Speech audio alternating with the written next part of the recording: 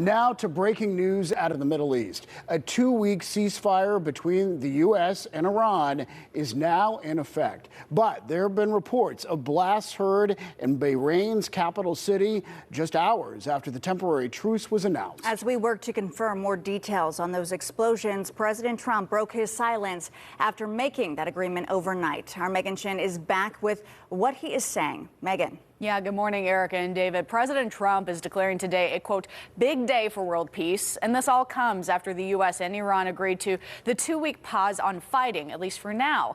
Now, this last-minute deal happened less than 2 hours before the president's deadline to escalate strikes. He previously threatened that a whole civilization would die, end quote.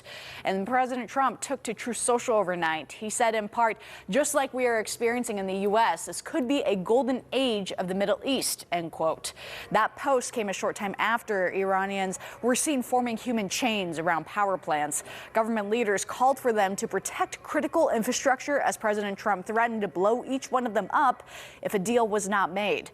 We have now learned some details about that ceasefire deal. A major one is Iran agreed to open the Strait of Hormuz, letting ships move through safely, many of them carrying the world's oil. So far, we have not received confirmation if that is actually happening yet, but President Trump says the 2 weeks will allow time to work out a permanent peace plan, but lawmakers remain concerned.